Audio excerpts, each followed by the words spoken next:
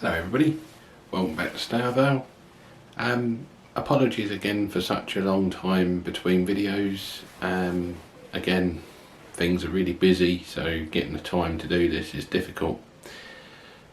There has also been another reason as well though, and that is because after showing you the last video of completing what I'd rebuilt, again I got in a position where I realised that I've just crammed too much stuff into too much of a short space, and it really set me thinking as to whether I'd be happy with this moving forward. And I had some real difficult debates. I even went to the point where I seriously considered if I'd ever be happy in 00 gauge, and briefly explored the option of N gauge, because obviously the comparable size difference versus the size of what you would fit in N gauge versus what you could get away with in 00. For those of you that might be new to the channel or not seen before, the confines of the layout area that I've got is 7'10" in the widest bit by 6 foot wide, so it is quite a, you get away with a 00 layout but a very minimal one. So I've looked at the principle of what I've done, and like I said, it set me off. Everything seemed too cramped and it really got me thinking. So that's why there's been such a lot of time. I've been taking a bit of time out to think, and I've been thinking about things. So I have decided against switching to N gauge, purely and simply because the level of availability of locomotives compared to what I've got now is completely incredible. There's not anywhere near the level of range. I think if I was only really truly worried about the diesel area, then in reality I probably would have switched, but obviously being just as keen on steam as I am diesel, the steam range doesn't seem to be that good. And when I've done a lot of comparisons of advice that I sought from the local model shop, videos on YouTube, etc., most of the steam engines I would like that are currently done in N gauge are by DAPL, and let's just say I haven't been hearing very favourable reviews about a lot of their locomotives. So I didn't want to put myself in a position where I would potentially be downgrading, going through the hassle of obviously boxing up, moving and selling everything on that I've got, to then have to start again, as well as then finding out that there's quite a lot of people that seem to moan about the quality and reliability of a lot of the DAPL locomotives. As I said, if I was purely diesel era, I think I might have considered it more, because Graham Farish seemed to do an incredibly good range. However, with that gone on, it leaves me with the conundrum of having this layout that I've now built, which I'm not entirely happy with. So I have come to the decision that yet again I will be ripping it all up and rebuilding, and I'm going to be quite disciplined this time, and I probably said that last time, but I've got a very different idea in mind. And when I've pulled up everything that I've got laid down currently, I will explore further, but I'm pretty confident of what I'm thinking in my head this time will actually probably work. And I know I've said that before, but in all seriousness, what I'll be considering is this. So bear with me whilst I just spin the camera around to show you. I'll show you the layout as it currently is been built, and then I'll talk through my proposed plans. So bear with me a second as I just spin everything around.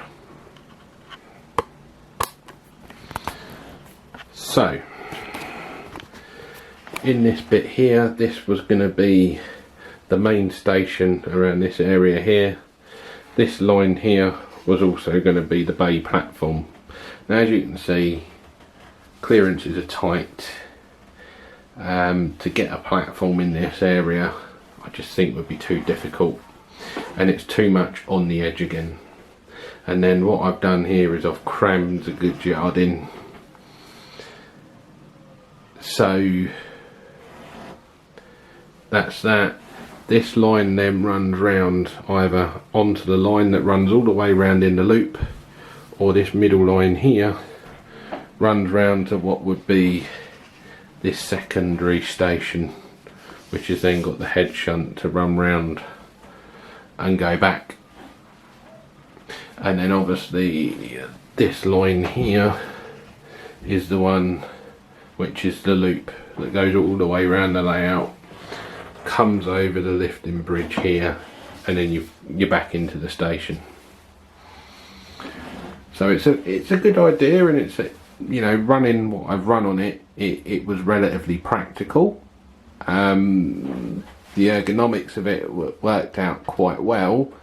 The only reason I'm not sticking with it is because, as I've said, it seems to be cramming too much in too short a space. So this will all be coming up, and pretty much once I've filmed this, that is what my project is going to be.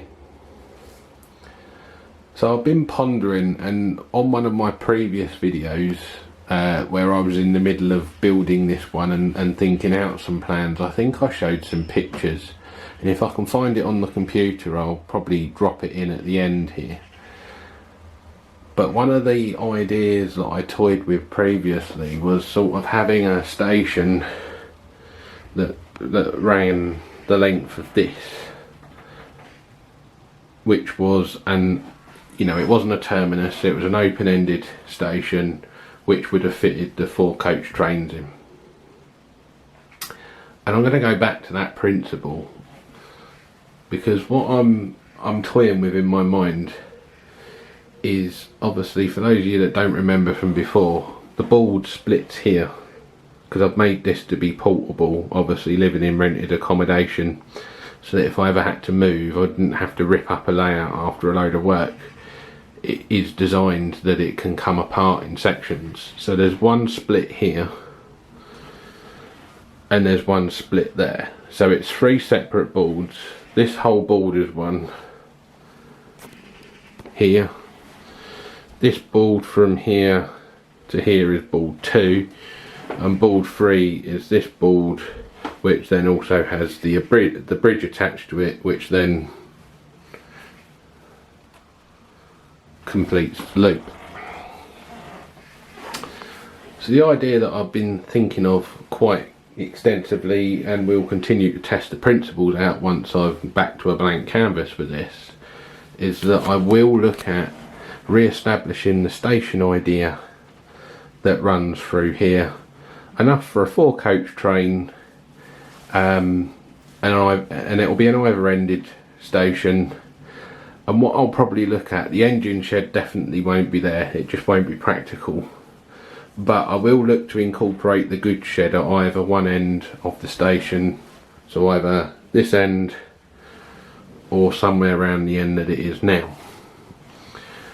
But what I intend or plan to do differently this time is almost treat this like an exhibition layout. And what I mean by that is, when you go to exhibitions you generally have a scenic front of a layout, and then you have a loop behind with a fiddle yard. So what I would probably be intending is having a scenic break somewhere about here,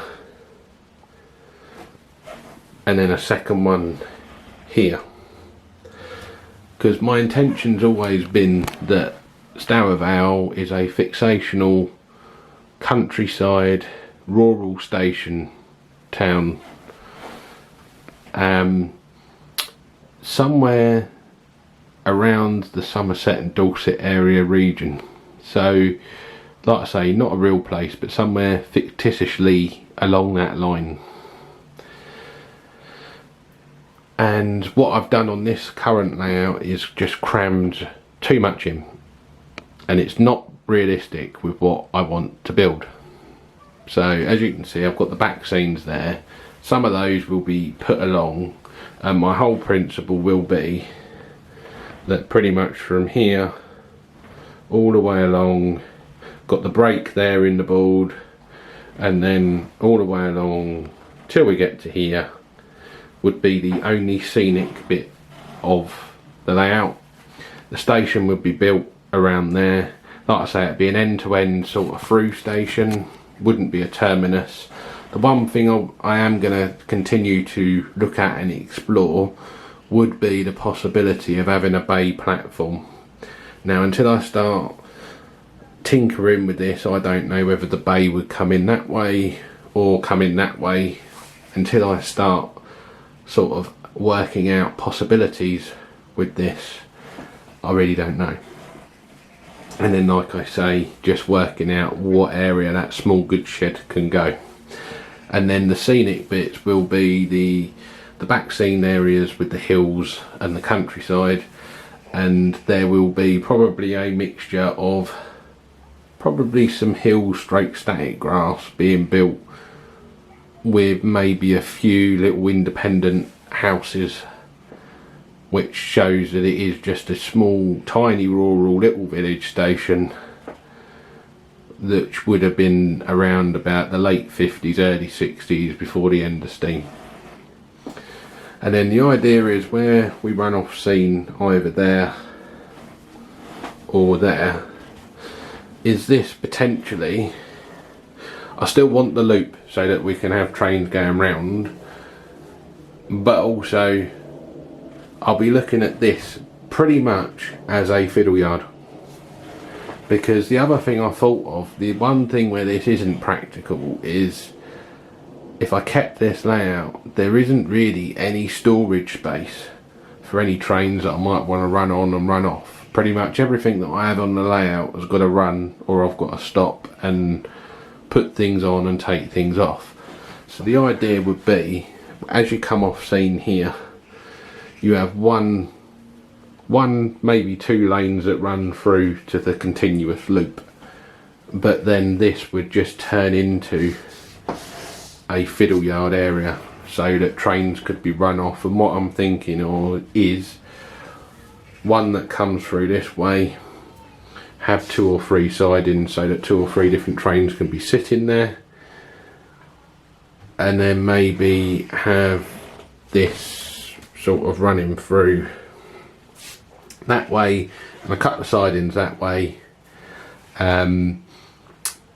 so that stuff can run from this direction into sidings. So that's my thought process. Just thought I'd do this. Like I say, thanks very much for sticking with me. Thanks for putting up with the fact that I'm so indecisive and keep changing it. I'm hoping that once I toy around with this idea that I end up with a happy medium, and I'll hope to keep you updated of progress. So thanks very much, take care, and I'll hope to see you soon. Thanks very much, stay safe.